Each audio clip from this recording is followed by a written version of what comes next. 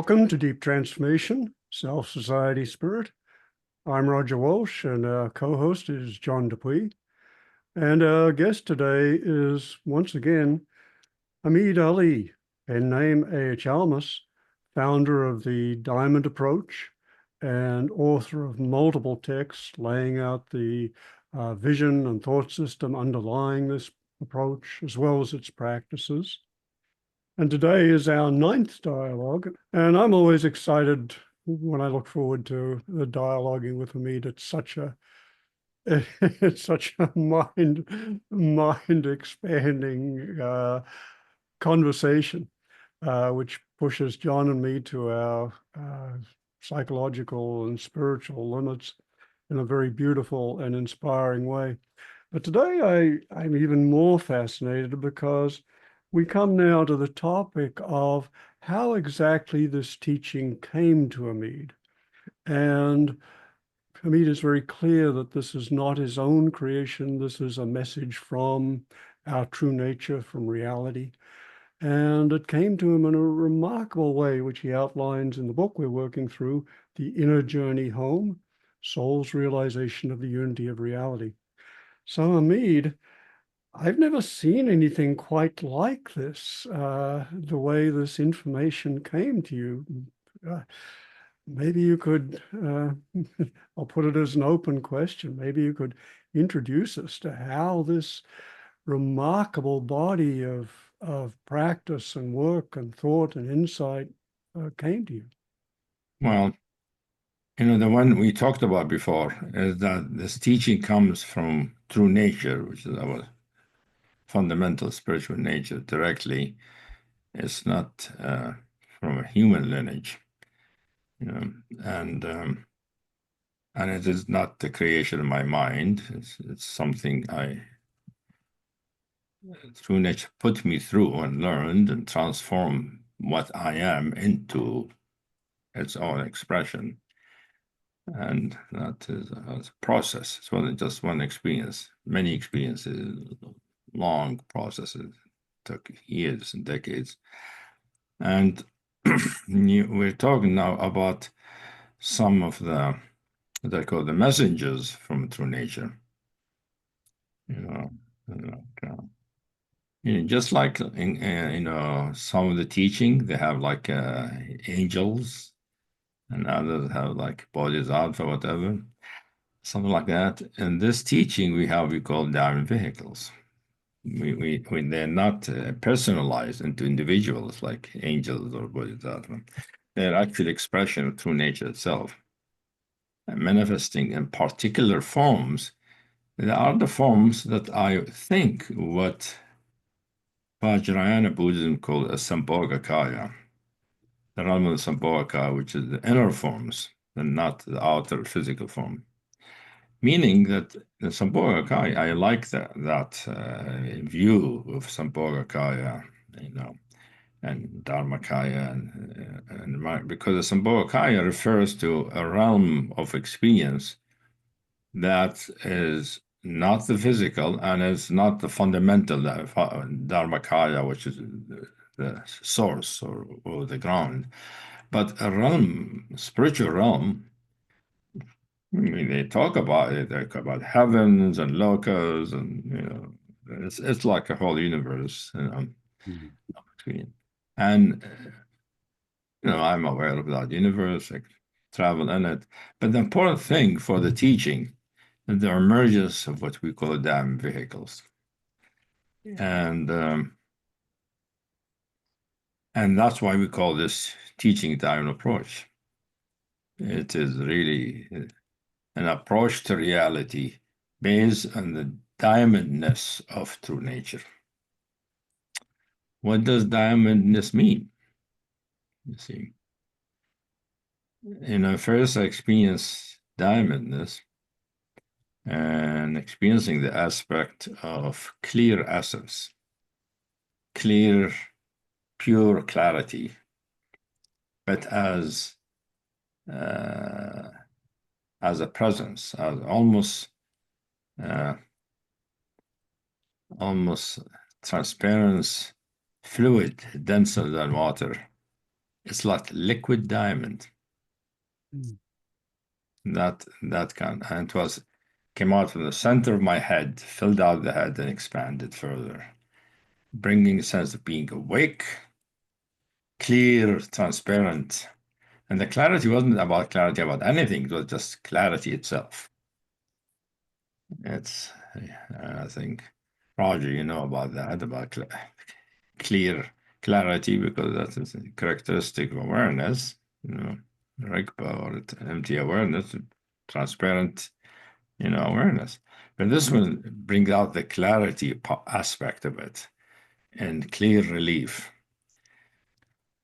And so when I experience the clear essence, the clear true nature as pure clarity, as the clarity of a medium of presence. In the beginning, in my brain, it was like a fluid filling my brain, a fluid that filling it and waking it up, and alive. The consciousness, awareness was extreme, was intense, and with a sense of ecstasy and delight. And then I look further into this liquid. It turned out it's a liquid of tiny diamonds. It's like the atoms of the fluid are not atoms, they're diamond, little size of atom of diamond. And then there emerged a whole big diamond that filled the head. One big, clear, transparent, it's like presence, but in the shape of a diamond, which is, of course, many people think, well, it's a shape, it has a form, it can't be true nature. True nature is formless. Yes, true nature is formless, but also manifest forms of itself. And that's what we've been talking about the essential qualities. I know it is sort of, for many people, it's unusual because most teaching don't talk about those things. Some teaching too, you know, like you go Kabbalah, Sufi, whatever, talk about that. But the important, I'm bringing here not just quality, but the diamond of quality. Each quality can appear in the fluid form, the immense form, or a diamond form. Diamond form, this first one I recognized, I didn't know about it, was the clarity appeared as a specific diamond that filled the head and then became the whole body, bigger than the body, one big faceted presence, transparent, pure awakeness and clarity.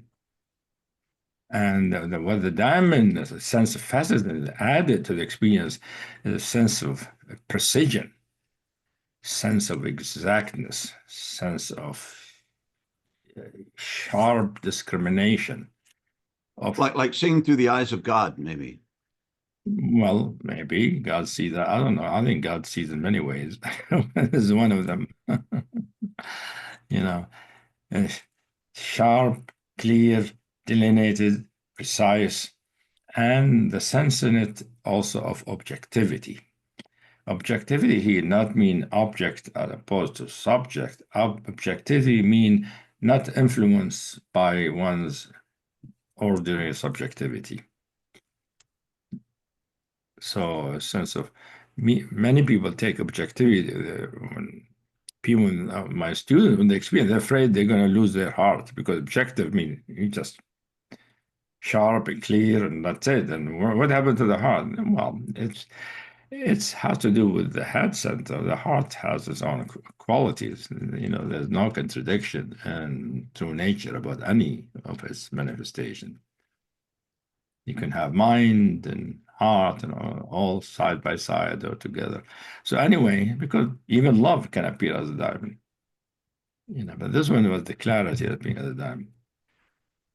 That is just an knowing, first of all, that each aspect can appear there, like the love, pink love, can appear as a pink diamond, you know, filling the heart. And so the love is not just sweetness and preciousness, but there's a precision and exactness and pointedness to it.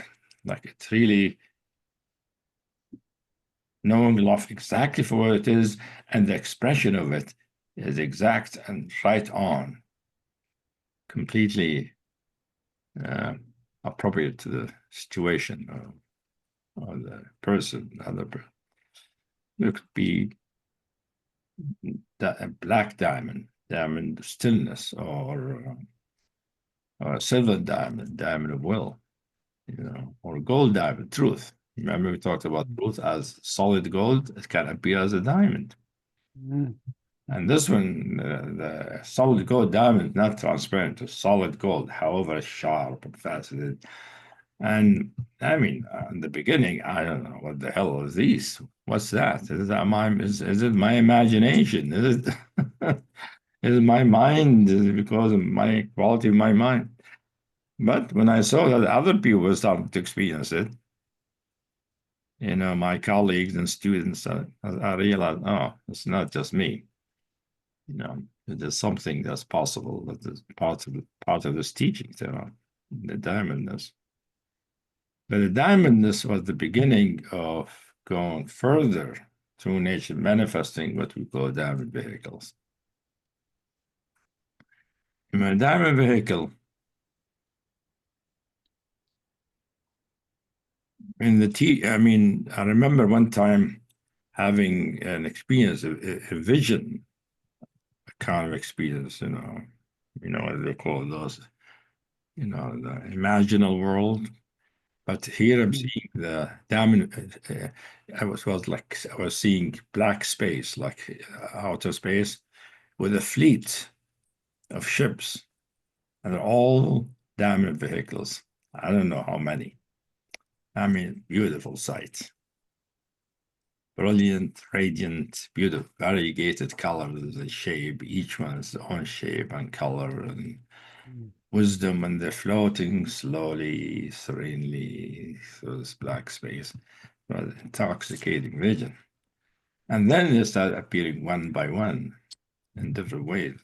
First one, of course, what Roger referred to as the diamond god, which is very central, important in our teaching because it is what informs the practice of inquiry, what makes inquiry be precise and exact and right on and makes it effective. Because inquiry then is guided by a spiritual nature with all its qualities in the diamond form. That, vehicle,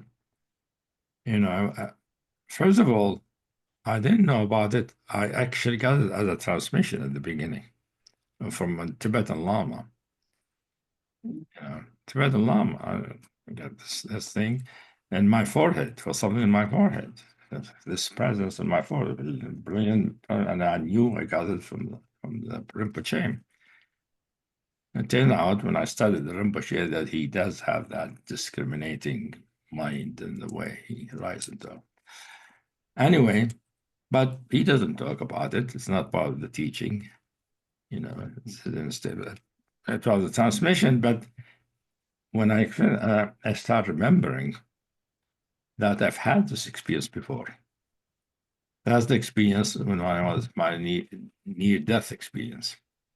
I think I talked about it before, didn't I? The near-death experience. Was that when you had the motorcycle accident? Yeah, the Hameed? motorcycle accident. Oh, And then I found myself outside the body looking down at it. And I was in this stillness, black space, pure, peaceful black space. And I seemed like blissful, inviting, just wanting to go there and leave the world. And I looked down and I could see my body in the ground on the streets, probably unconscious. And then I look, what am I?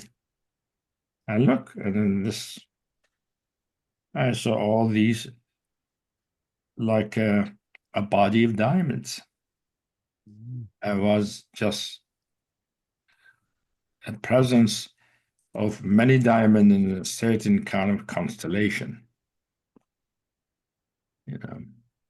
of many colors, pink, gold, green, black, apricot, white, silver, clear. All these were there, and has this sense. So most people talk about, oh, I'm this person. I see my parents. I need this. I didn't have any of that. I didn't see my parents. I didn't see anybody. I was just there by myself, and myself was this.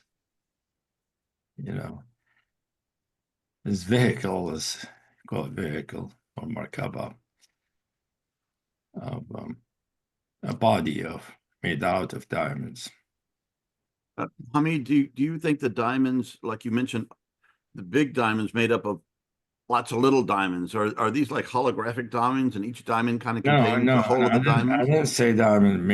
I said the liquid, clear liquid. What I experienced in my head was made out of small little diamonds, but each diamond is just a diamond, the clear, transparent, not made out of other diamonds. The liquid presence, I first experienced clarity. That led me to the experience of diamondness. But each diamond is its own diamond. But the interesting thing, when I recognized I am this, feeling myself as this, for some reason, I was embodying it, at that time, instead of seeing myself as an individual or as a soul, I was this brilliant, radiant, beautiful, blissful diamond, and I went, and the sense looking at that black piece, wanting to disappear into it, looking into the world, and then I look at the world at some point, two diamonds shone strongly. The pink one and the yellow one. Later on, I learned pink is love. Yellow is joy. So out of love for the world and happiness, enjoying it and bringing joy, that drew me back into the body. I was remembering that, telling my friends about it, when suddenly it was in my other house, in my living room, and this diamond vehicle manifests in the room, filling the whole room with all three of us were able to see it and feel it. And it was like exquisite presence. It was much more delicate, almost, you could, delicate because almost empty, sort of, like an empty clarity, but variegated into diamond shaped. And this vehicle was actually had a form and had a base. The base was solid silver, and then on top of it, solid gold. Silver is pure support and will of true nature, and gold is the inherent truth, true nature. And above that is a diamond constellation. And the blue and the green shuns was on top of it. The green, which is compassion, and blue, which is knowing, on top of each other. And then all the other diamonds around it. But it filled the whole room. It was like suddenly a sacred presence manifested in the room. A sense that we all felt is sacredness, holiness, complete purity. No self, no ego, no desire, nothing. It's just this. It's like an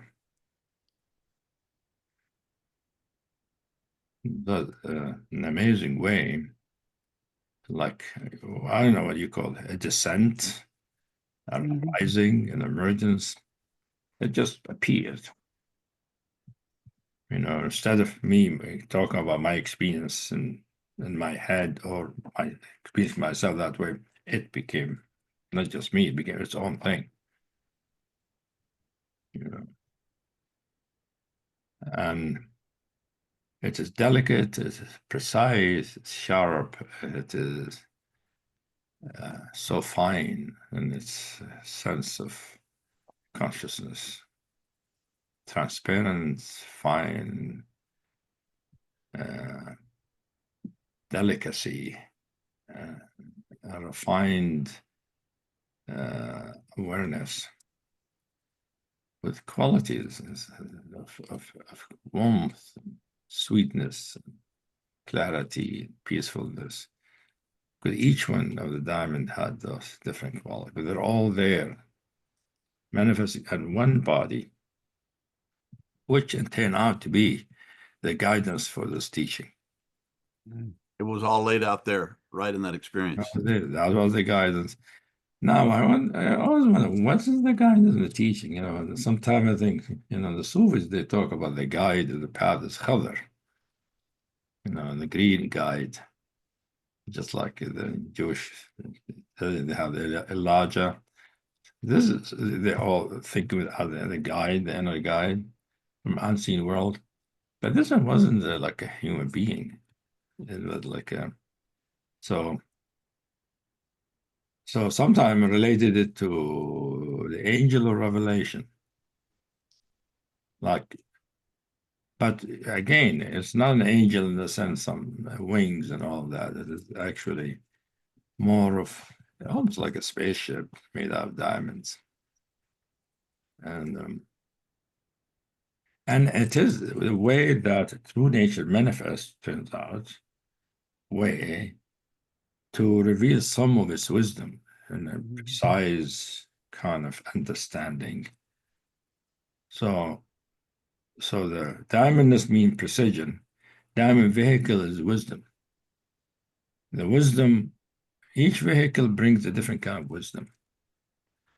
This one is the wisdom of understanding, what understanding means, how understanding happens, how imagination, thinking, feeling, memory, intuition are used and synthesized to bring about insight into what's happening, into whatever is happening.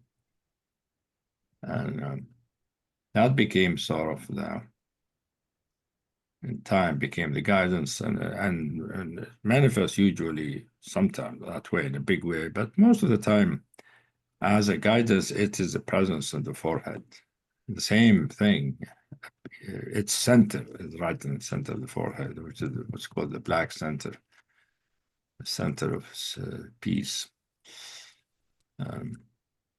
So whenever I'm inquiring or thinking, like right now talking, that center illuminates, like the radiance and a bubbliness in that area. And you look at, if you see it, you can see that vehicle. You can see the gold and the silver and different colors. And each color shines further depending on what is needed for the inquiry, for the practice. Sometimes the inquiry is about things in life, you know, how to do something. You know. That's why I think this vehicle can be used in a scientific field.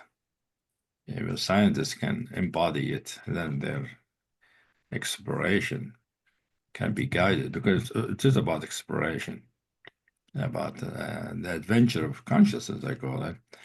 But adventure consciousness is a matter of exploring and understanding and experiencing with full understanding, full embodied, felt understanding what is happening.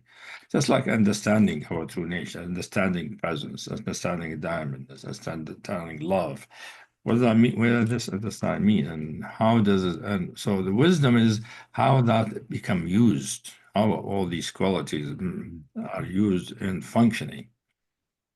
So wisdom and diamond approach mean how the experience of this inner realm manifests and functioning in this world.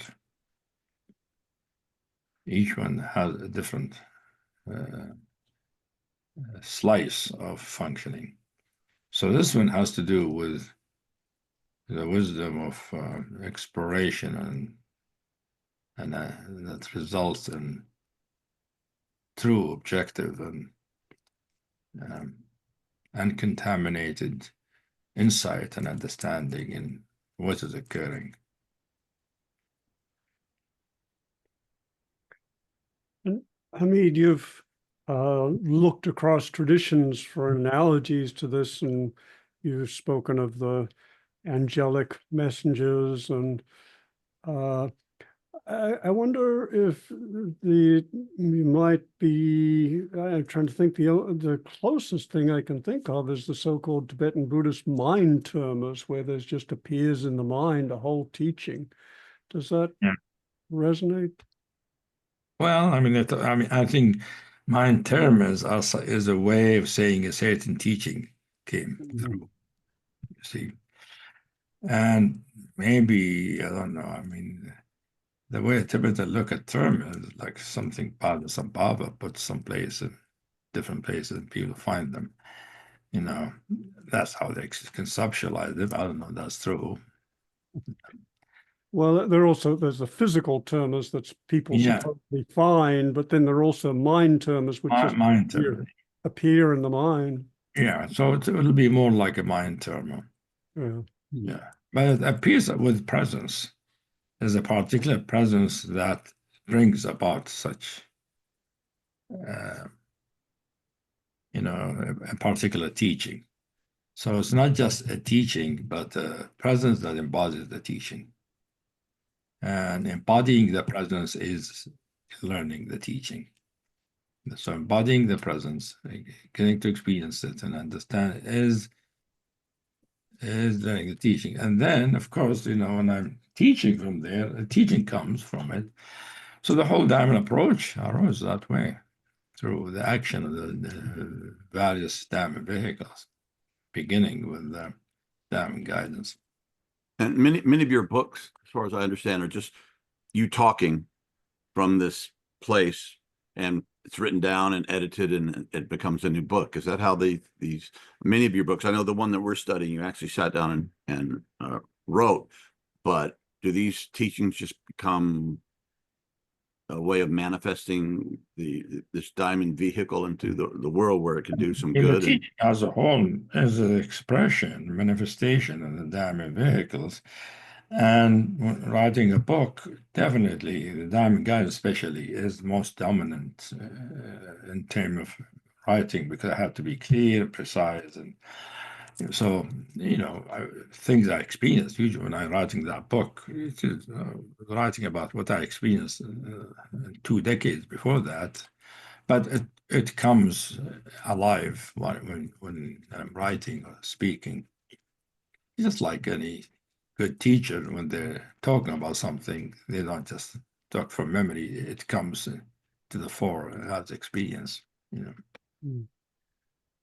Hameed, you speak of the second diamond vehicle as, if I get the pronunciation right, the Macabre, which has a very specific focus, and it's just extremely intriguing. You describe it as being concerned with understanding and releasing the pleasure principle, saying that the quotes, the soul has two deep delusions, that the purpose of life is the gratification of desires, and that the objects of gratification are external, and that the Macabre is an illumination of those delusions and a way of understanding and working with them.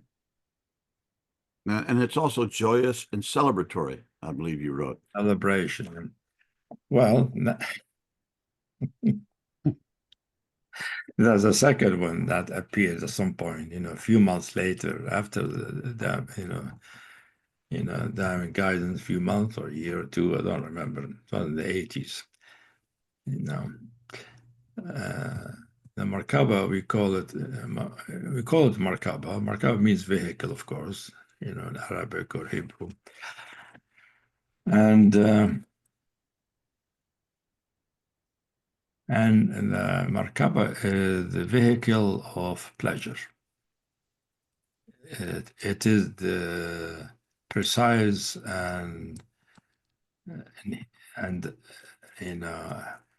understanding of pleasure from the perspective of our spiritual nature. What is pleasure? And that's what shows that usually the mind is oriented pleasures outside, and the purpose of life is gratifying pleasure of survival, pleasure of eating, pleasure of sex, pleasure of company, all come to light, which is, Markaba doesn't say these are not real. You should completely ignore them. It is not an ascetic perspective. It's more saying that there will not be complete pleasure or satisfaction unless you turn inward. So the Markaba is the teaching of the inward turn, and turning inward. That's inward, and the inner nature is where the unadulterated, complete, pure pleasure, satisfaction, fulfillment, and contentment can only be from the outside, and that the outer pleasures are sort of attempts at re-experiencing that. They're more like a sort of reflection of that inner pleasure. They're not completely, the idea is not, you don't shun the pleasure of the world, but recognize where it comes from. And so when you get to experience the delight and the pleasure of true nature, then the pleasure of the world become real. You become full of that presence, pregnant with the true inner blissful pleasure of our nature. So this inward turning, there's no longer a dichotomy between outward and inward. Once you've hit that place inside, you understand the true nature of pleasure, then the whole universe is experienced as pleasurable. Exactly. Then we see what, that life, an important part of life is enjoyment, is to enjoy it. We're not here just to learn, but to learn, to enjoy, and thank you, including enjoying the learning. So the Markaba is a beautiful, different feel, different kind of sanctity than the diamond guidance, and it has twirling parts in it, and has what I call the deep part and the outer part. The outer part is the celebration. When you recognize it, you hear singing and dancing and like a celebratory party, but like the party of the angels. They're celebrating a wedding. That's how it feels. Like actually, you can hear music, and it's almost like this dance. But of course, I'm not seeing anybody dancing. The feeling is like that, and there's a lightness and playfulness and all that. And when you go into the deep, the inner part is more the depth of unadulterated, full, pleasurable, fullness, blissful, ecstatic fullness. And so it has the inner, the outer part, but the main teaching part of it, as I said, is the method of orientation. So because the path requires the inward turn, as we know, and nobody really follows the path unless you really see the point that you need to go look inward to find the true answers. Of course, the true answers are not in concept, but experience.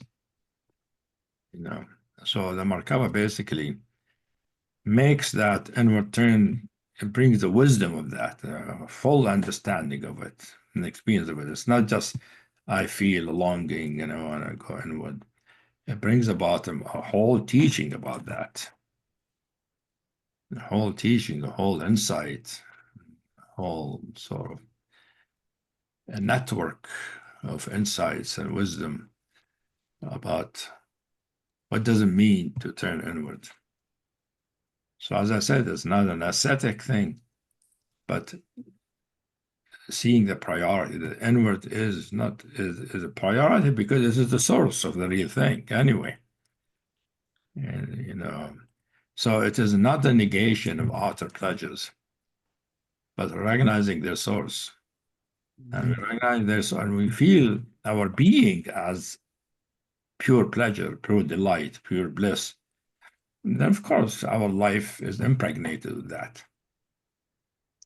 So, like, Last night in my birthday, they make a special cake called orange pie, which is a Greek dessert, kind of dessert, which is saturated with orange, right?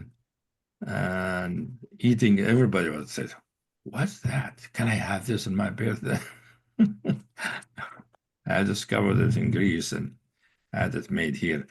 So anyway, when you experience that,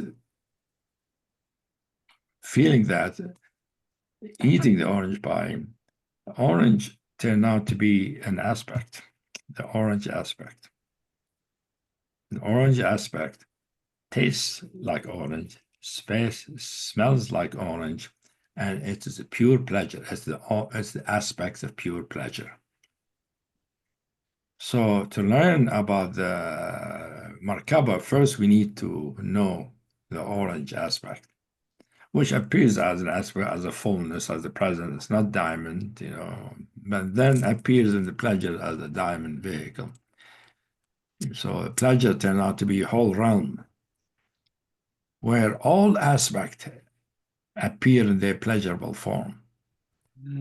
So clarity is pure pleasure, but different from the pleasure of stillness, which is different from the pleasure of love, which is different from the pleasure of intelligence.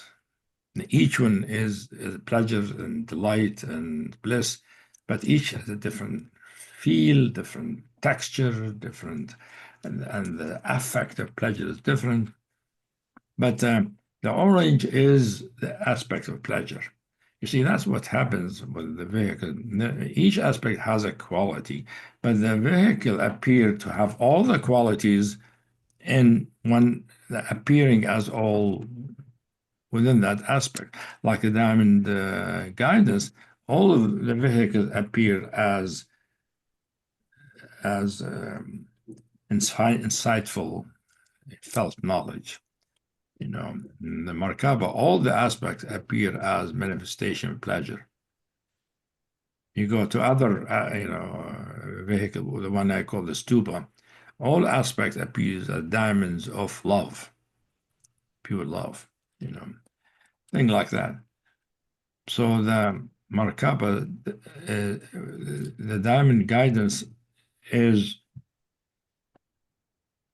the guidance of guiding the practice. And many people, they think of inner guidance, they confuse it with what many people call, oh, I feel the inner guidance. It is not guidance in terms of, well, which job should I take, who to marry. It's not that. It's more like, look here, not there. It's orientated, telling you where to look, where the truth is, from instant to instant. In that sense, it's guidance. Yeah. So it's the guidance. That's why it's the guidance of inquiry. That's why I wrote a whole book, the Space Cruiser Inquiry, basically to detail how this vehicle appears in each diamond, illuminating and how inquiry can be enhanced and by embodying the qualities of true nature in their diamond form. And the Markaba, of course, brings in many people like the Markaba a lot because pleasure. Everyone wants pleasure. What's not to like? Yeah. I mean, diamond guides us not exactly pleasure, but it's blissful. All of them are blissful. But you wouldn't call pleasure as like a blissful clarity, But this unadulterated pure pleasure is like the height of orgasm, sort of, appearing as qualities of pleasure. And you point to a distinction between pleasure and bliss, Hameed, and maybe you could say something about that. Well, I mean, there are all these expressions that spiritual teaching talk about bliss, talk about ecstasy, delight, joy, all of that. Now, pleasure, I differentiate pleasure from all of those because pleasure is something that ordinary human being know. The pleasure of walking, friendship, or sex, or eating, or swimming. I mean, there is a sense of pleasure, and also experiencing, I think sexual pleasure comes closest to it in the sense it is just, it has contact, has fullness, has richness to it,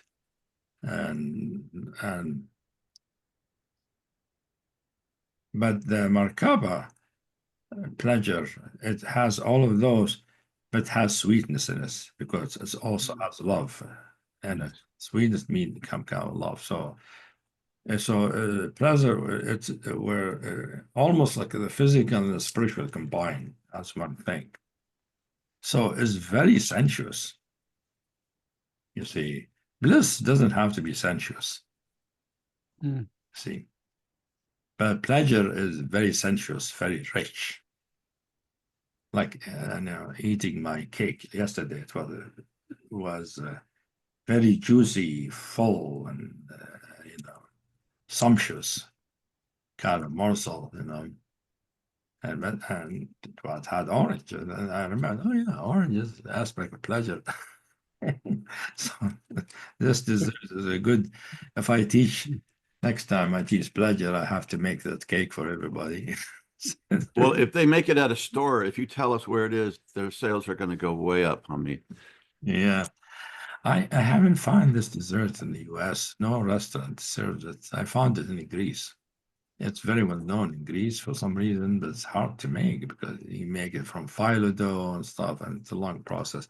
But it is, it's saturated with orange essence. Anyway, the idea here that the orange aspect is pleasure, but then here the Markaba showed that all aspects have pleasure in them, but here this vehicle showed the pleasure side of each one of the aspects, but all embodying the wisdom of how pleasure is part of what we are. And pleasure, then derivatives of it are bliss and ecstasy and delight, different kinds really of pleasure. More human beings know about pleasure. Most people don't know what bliss or ecstasy is. They know pleasure. So this is more like take the common word pleasure and gives it a very experiential, rich and full textured way of experience. It's luscious, sensuous, rich, full, and all of these vehicles are the expression of essence.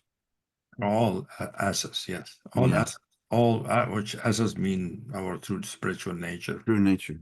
Yeah, the essence of our consciousness. And, most people think. I mean, at the beginning, I thought, "What the hell is this?" I mean, at first, I didn't know. I experienced the one. I thought that was it.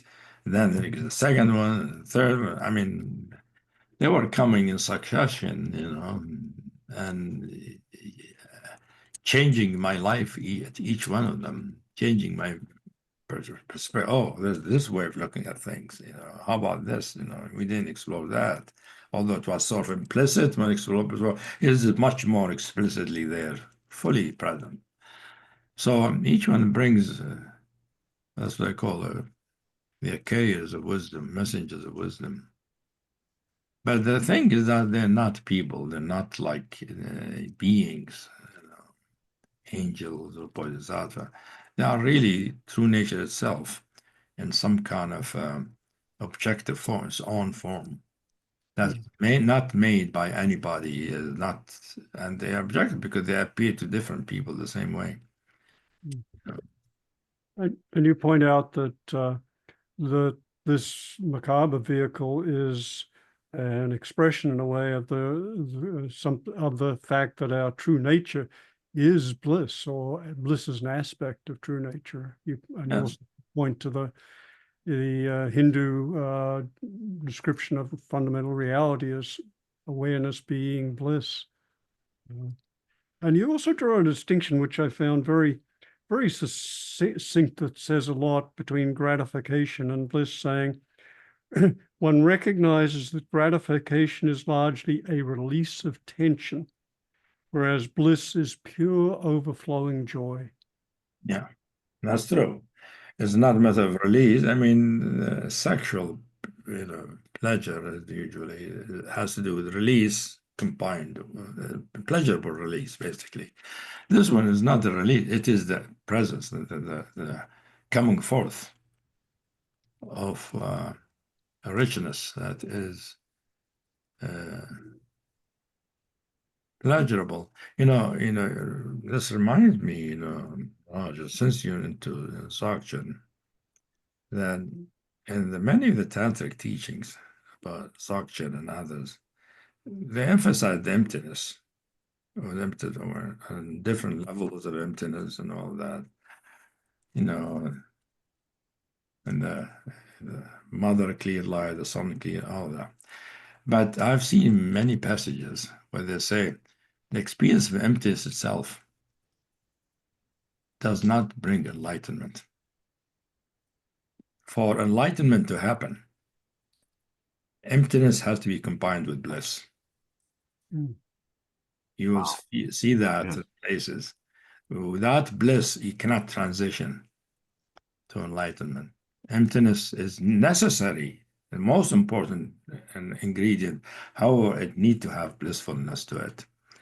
And really, if you experience emptiness completely, it has a bliss to it. The empty awareness of Rigpa is blissful and naturally blissful.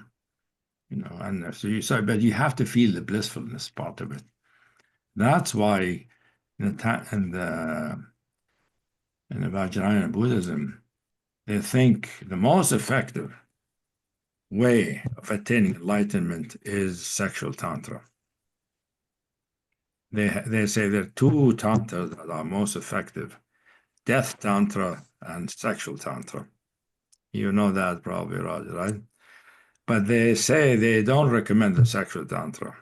They recommend the death tantra, working on death. And then you ask why, they say, well, working with pleasure is difficult, because you could get, distracted by the pleasure and delight of the sexual tantra. I mean, it has all kind of delights, but the idea also here is that sexual tantra is not about just pleasure. It's not about sex. It's about enlightenment. It's about getting into the blissful state of pure awareness, pure clarity. And but the idea here I'm bringing is the need to experience the blissfulness of our nature. If we just feel clarity or awareness, understanding, that doesn't do it. That's important and necessary, but it needs the ingredient of pleasure and joy, because it is inherent to our true nature. It's a pure pleasure. So emptiness is not an existential nihilism of nothingness. It's bliss, or it's not the real deal. I'm just thinking about existential philosophy in the Western sense. It's pretty it's nihilistic. Well, that's the Buddhist emptiness. I mean, many people talk about emptiness, but I think the way I understand Buddhist emptiness doesn't mean that. Doesn't mean nihilism. It's more like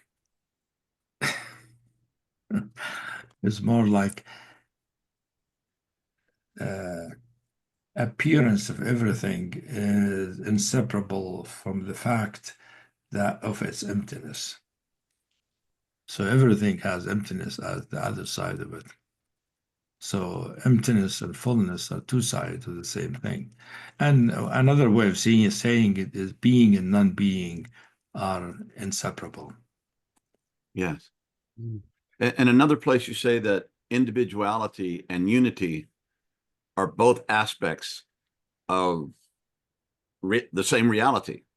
So there's not one without the other. And in your work, there's this emphasis on the unity of all reality, but at the same time, part of that is the essential individual nature that's also there. It's just Well, they're I not mean, separate. yeah. Well, that's something I was actually been working in the last 2 weeks, trying to compose 2 retreats I'm going to be giving in the next 2 years.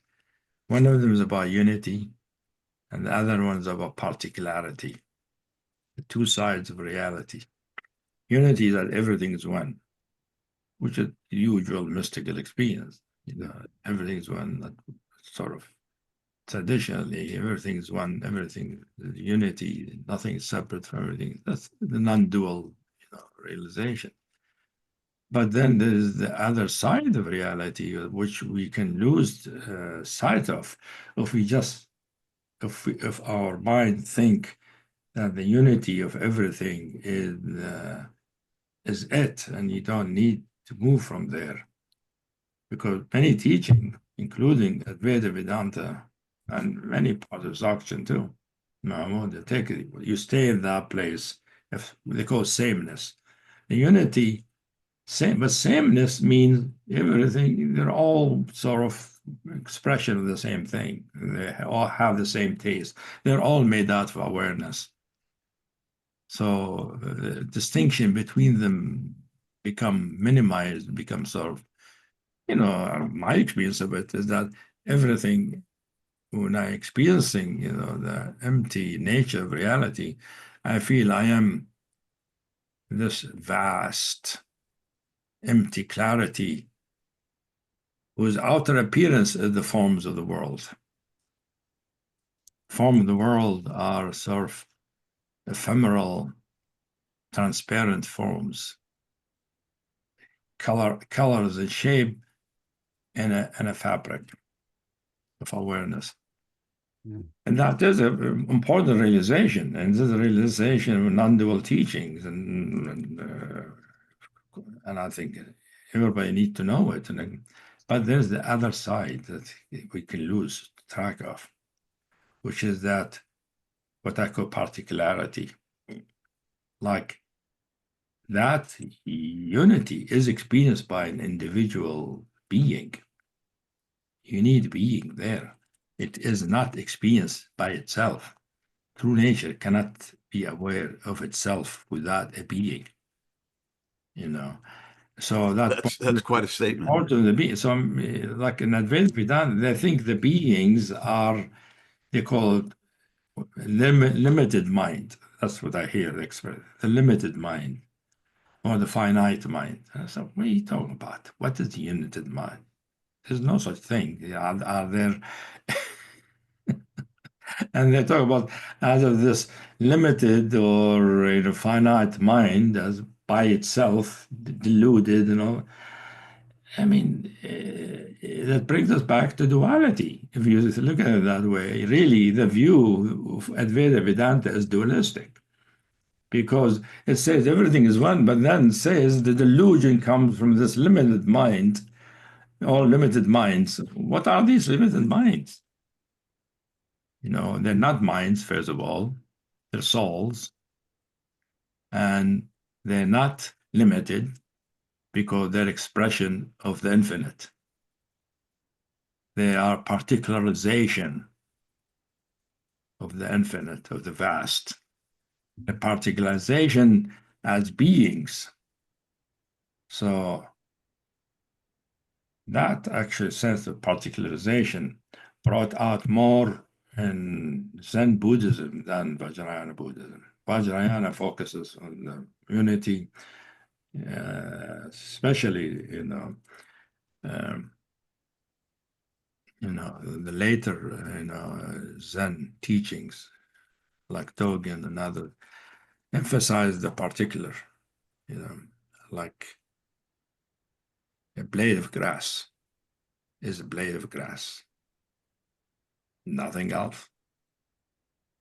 And you say the blade of grass, it's particular, and it's not any blade of grass, it's not universal, that blade of grass. And its particularity is reality. not only is reality, it contains the whole cosmos. You see, that is, brings us back, of course, to William Blake's, you know, hold infinity in the palm of your hand and thing like that. You know, other people have that insight about the importance of the particular. The particular is not really there just as some kind of a convenient fiction, the way Vedanta takes a convenient fiction so that the unified consciousness know itself. It's not a convenient fiction. It's an important part of reality. It is needed for the ground to know itself, but it is its own thing. It is its own reality. I can read myself as a particular, for instance, meaning I'm not you. You're a part. Each one of you is a particular, and I don't mean just your body. I mean, your body, soul, mind, all of it is one particularity, and it's unique and specific, and there's no one else like you. And you both have the possibility of knowing the unity. But the particularity, I have a whole retreat about particularity because there are many kind of different levels of particularity. It begins all the way from the ego particularity. The ego is a particular, experience is a particular. The body is a particular. A soul is a particular. But it goes on deeper to another form. Like each of the dying vehicle is a particular. Yeah. And Hameed, you bring in as one expression, the particular, you bring in the next diamond vehicle, the citadel, making this really important point that, well, it's the expression and protection of realization requires living in accordance with one's realization in all ways. This is sort of the whole teaching that takes in what Buddhists call right living, and brings it as a whole teaching about conduct, behavior, action, time and space, organization of your environment, ethics, morality. The citadel, I call it the essential conscience. Essential, it takes place of the usual conscience of the human being, which is part of the superego, actually, and makes it into an essential counterpart, which is how to conduct your life from the perspective of our true nature. And that is a whole wisdom by itself. It's a vehicle to bring that wisdom of how to bring our experience of our true nature, our presence, our pure consciousness into various situations of life. I mean, it's a whole wisdom that is not easy. We talked about as actualization, if you remember.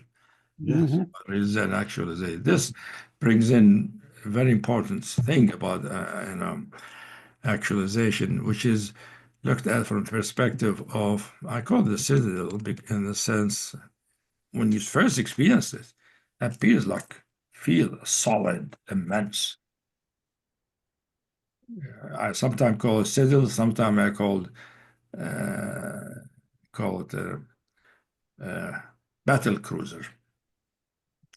Like a Star Wars battle cruiser is a immense big thing because it's a vehicle. When it appears like that. Instead of the light and lightness and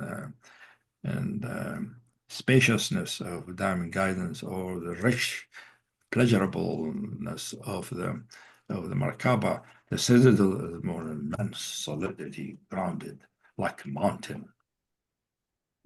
You're rooted like a mountain, inflammable and touchable and influenceable, and that is needed because that is the will quality appearing as support to live the life truth. What's the truth? The truth we find out of realization of true nature, of what is our nature, what is our consciousness, what is life, what is a human being. All these are fundamental truth, and how. So the protection is You learn what are the principles of how you live your life in a way where you don't forget about the perspective of truth, fundamental truth. And part of that has to do with behavior, and there are many obstacles, of course, that deals with, one of them like accommodation. People accommodate all the time, just like our Senate these days accommodating to Trump. That's called accommodation. I mean, going along with, because for whatever reason, whether it's selfish or good or whatever, you accommodate for the other. And that is part of what the ego does. Not just our Senate, everybody does accommodate in life socially, right? Accommodation is part of the behavior of the ego in our interaction, our life. But accommodation, sometimes it's okay, but most of the time you're selling part of yourself. You are not keeping your self-respect and integrity. You're compromising. That's why I can never become a politician.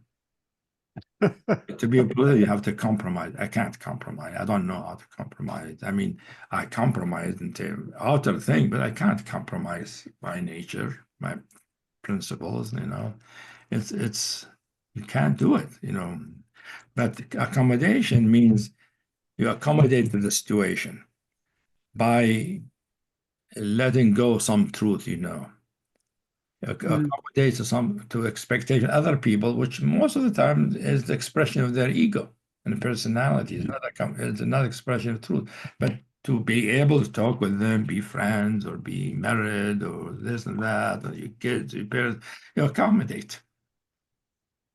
See here, the citadel reveals, highlights this tendency to accommodate and bring understanding to it, how we do it, so that we become aware of it and not be under the sway of it unconsciously. This is just one of the obstacles to the true support of this vehicle to live the life of truth. So you see here, the citadel, the live a life truth, brings in the two things we talked about, the unity and the particularity.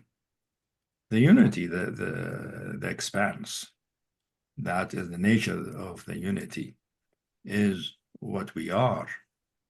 But living life, we're a particular living life. You see. Hameed, the Greeks. How that infinity appears in the particularity requires the teaching of the citadel.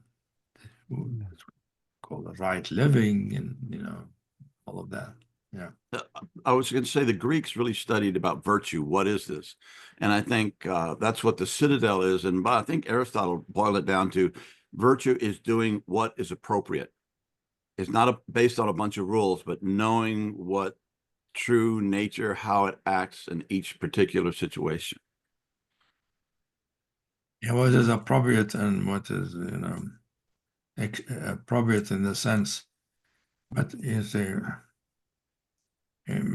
word appropriate has many levels, because even in ego you could say what is appropriate. I'm doing with appropriate thing, but appropriate from the essential nature has different principles, different conscience.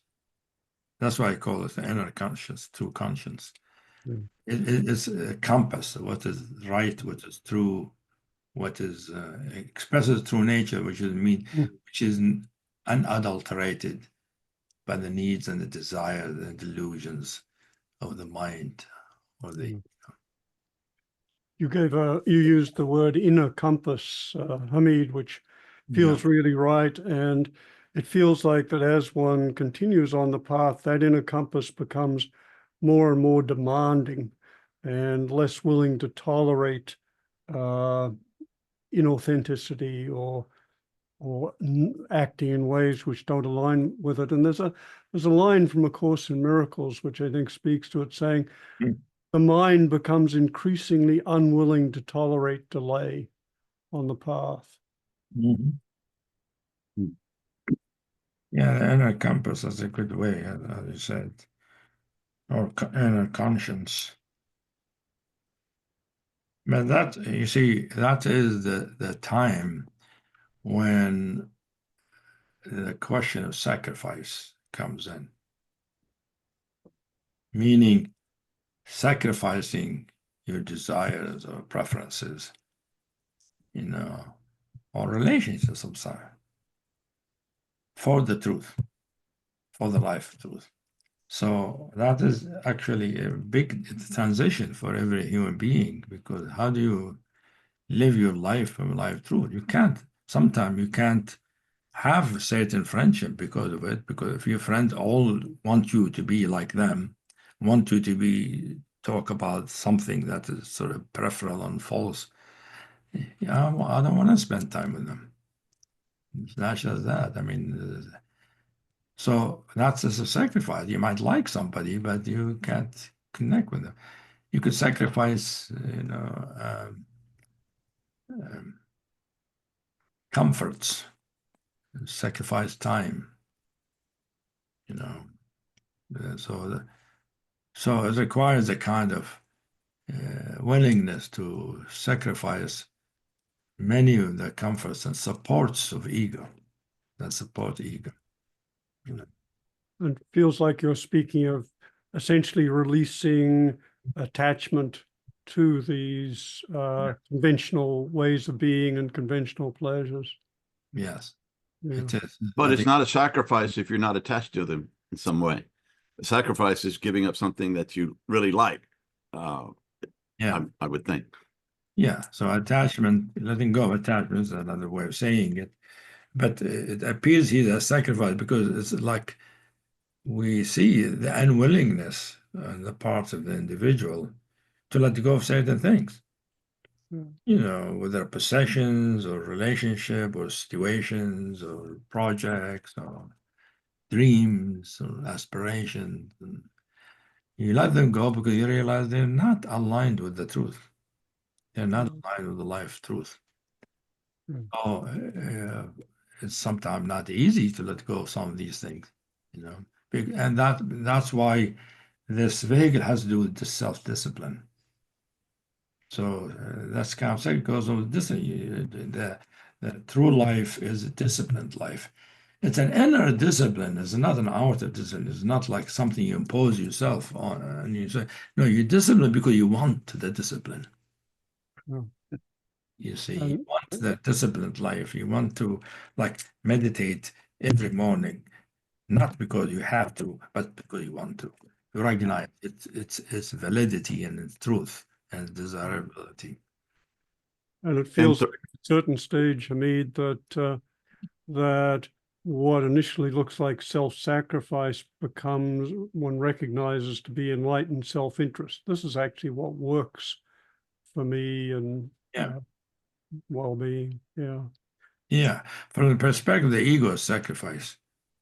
From the perspective of true nature, no. It's really, people call it surrender or letting go or whatever. But it's more like going in the right direction. Yeah. Thoreau said, I think, do nothing that insults your soul. Yeah. Which I like. That's a good way of saying it, yeah. Yeah.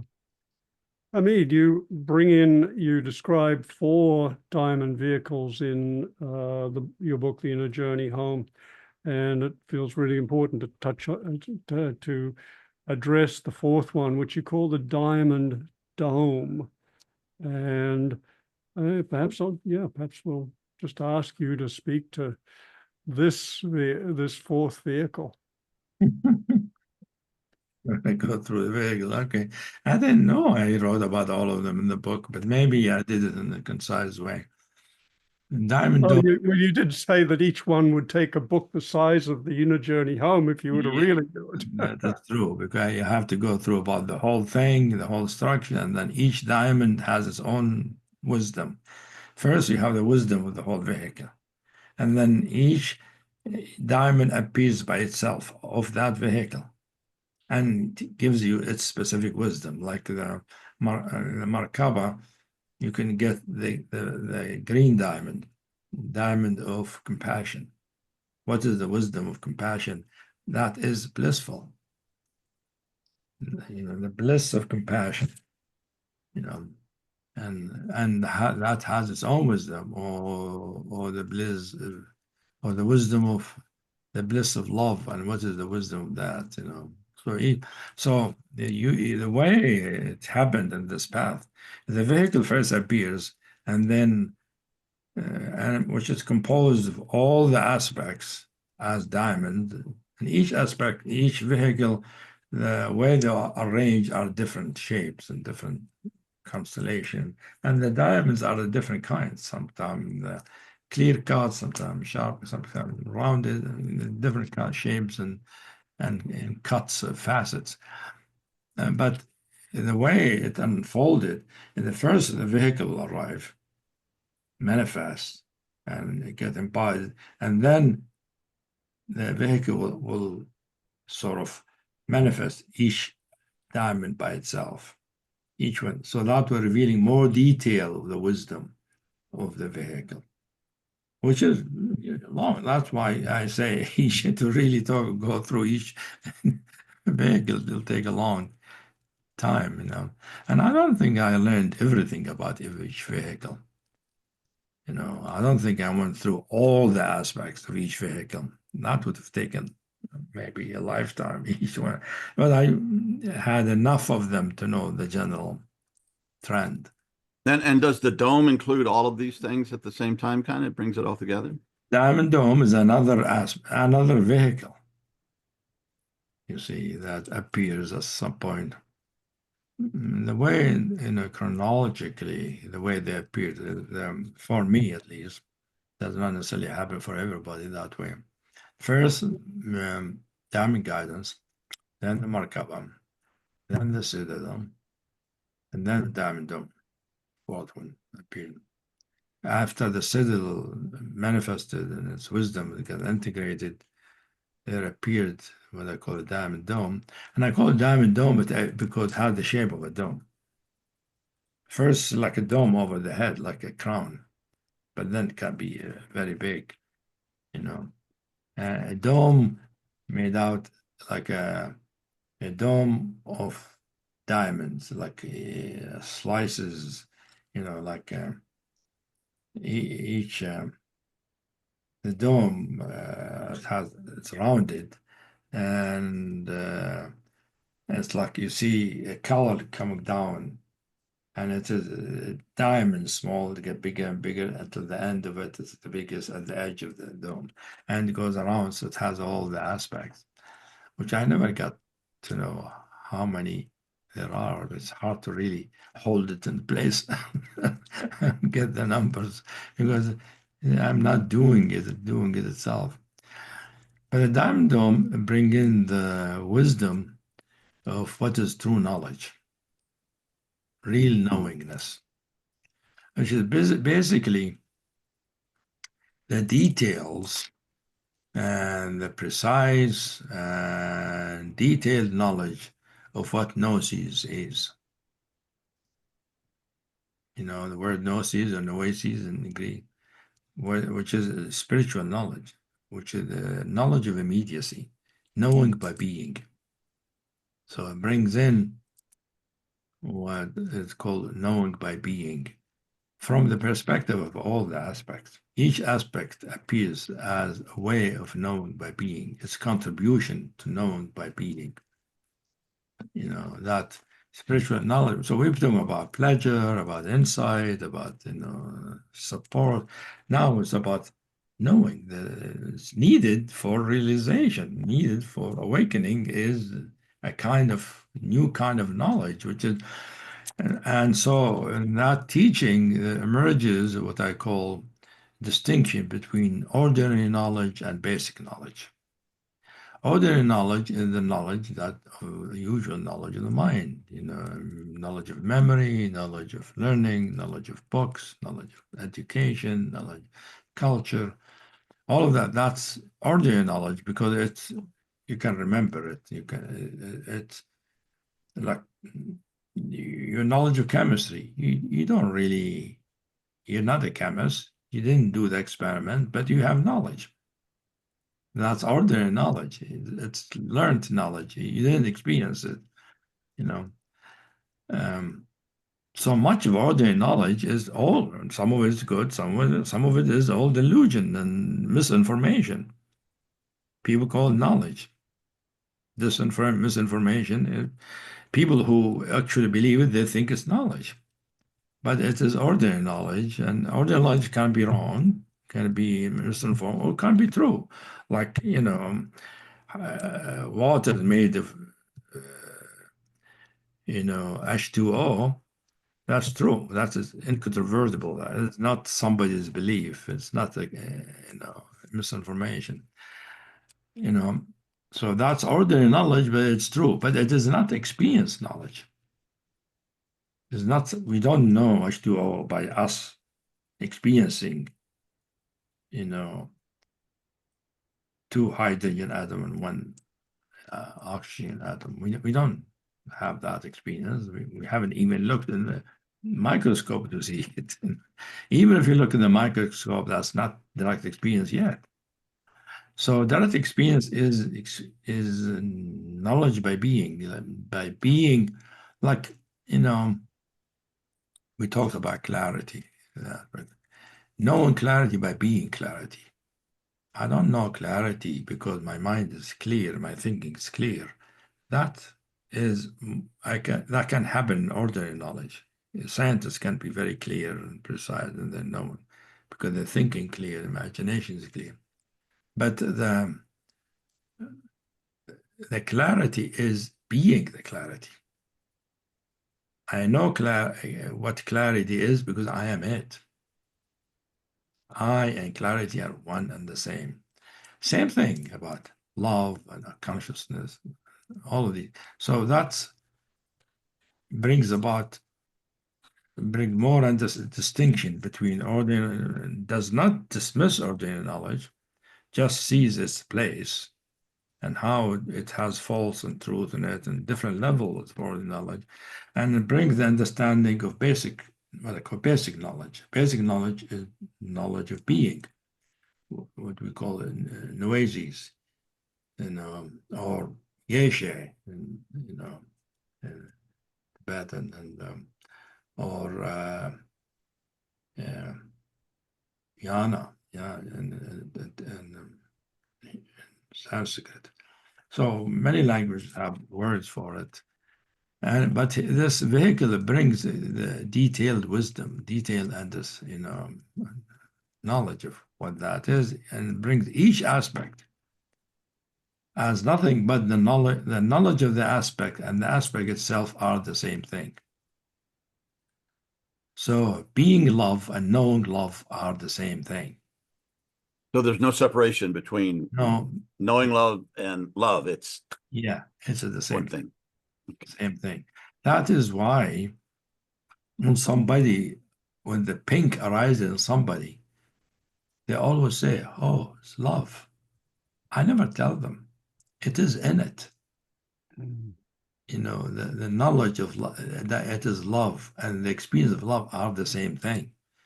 So the insight, the knowingness of it, and the beingness of it are two sides of the same thing. They're completely inseparable. And many people will call that non-conceptual because it's not the concept of the usual mind. I don't call that non-conceptual. For me, non-conceptual is something different. It is still conceptual, but it's true conceptuality. What I call basic concepts. Basic concepts are concepts that, like, each aspect is a basic concept, which are different from the human concept. We make up concept of things, like concept of communism, not a concept. Capitalism is a concept, equality is a concept. All these things are concepts the mind makes by looking at things. Some of them are good, some are not. But the concept of love is not. The concept of love is the knowledge of love. Basic concept is the same thing as the knowingness of the quality.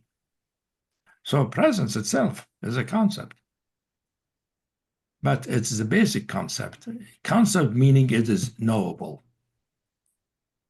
That's what concept mean here. It is because it is mean precise, clear, delineated knowing, not vague, sort of ephemeral, maybe intuitive, maybe sort of. No, it's very precise, clear, direct, right here.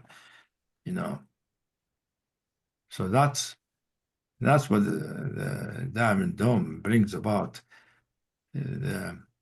So the basic concept is the clear delineation of quality, the clear delineation, what the presence is, what awareness is, what emptiness is, Even though emptiness and clarity are their own thing, they're also inseparable in, empty awareness or Rigpa. So basic concepts are, most people have some basic concept in their life. It's not like the ordinary life doesn't have any basic concept. We need some basic, because ordinary concept, they arise from basic concept is the origin, the beginning of knowing. From there develops, then you have the concept of love, the concept of pleasure, the concept of will, and then they developed into more emotional level, then mental level, and then becomes ordinary concept. So if you remember it, it becomes ordinary concept. Basic concept, you don't remember it, you're experiencing it in the moment. So like when I'm writing this in the book, I was using basic concepts. Not that there were no ordinary concepts, they were, because I was relating things from past and and other places and stuff. But the basic concept is the actual true knowing, manifesting itself. So basic concepts have to do with ways, because ways is not just one thing. You don't just know spirit and that's it. No, it becomes delineated, in love, in compassion, in clarity, in peace. These are basic concepts. I know many of the teaching, especially they sort of mix them together. They talk about it consciousness and they say, well, and you're peaceful and happy and all of that, but they're all mushed together, sort of. Here, Diamond Dome, bring them apart one by one. They can all be mushed together, of course, called non-differentiated, but they can be clearly differentiated and discriminated. That's what diamondness does. It differentiates in a very precise way, but in a precise way that true nature does it, not my individual mind. The true nature informs my individual mind with the basic concepts. Now, my individual mind can't take that and remember it, and that becomes ordinary concept if it's remembered. But if I'm having the experience, it is basic concept. And you point out, Hameed, that one of the revelations of this particular diamond vehicle, the Diamond Dome, is that as you've been saying, being is inseparable from knowing, and true nature manifests various aspects or dimensions, love or clarity, etc., and that each one of these can be a path in itself. Yeah, that's just true. That's what the Diamond Dome shows, that each one of those can be seen as a path. That love can be a path of love. We know that many paths are based on love. A path of clarity, or the Yeah, and you also point out, Hameed, that the soul recognizes that being her essence or being true nature is not a matter of doing anything. there is the recognition with this diamond vehicle that, I'll quote here, no activity is needed for the soul to be herself. This insight brings about the end of the attitude of seeking that begins the inner journey, and reveals it to be a continuation, and reveals this seeking to be a continuation of ego activity, so that yeah. So I mean, each vehicle highlights certain parts of the ego that highlights it and how it is an obstacle to awakening and realization. So this vehicle highlights the seeking, but specifically highlights the identity of ego, sense of self-recognition, the I-ness. You know, the I-ness of ego is not all of ego. Ego is a whole individual constellation of many things, but has in it a sense of, I know what I am. There is a feeling of I-ness, you know. The feeling of I-ness actually comes from true nature, but the I-ness of the ego is an outer reflection of it. And that becomes the ego identity is a very important thing. Everybody has a question of identity these days. We have even identity politics. Identity is a big thing for a human being. And this one shows that basically challenges the ego sense of identity, which is developed through time, of course, and experience and all that. And it is a difficult thing to let go of. It brings about the experience, what I call cessation of fana, which is the death of ego. Experience of death of ego, which complete goneness of everything. But it's not the goneness of identity of the I still there. It's just the false constructed. No. By the false identity ceasing, disappearing, dissolving, the whole consciousness goes into a state of cessation. It's like deep sleep. You're not aware of anything for a while. And you come out of it and you are cleansed.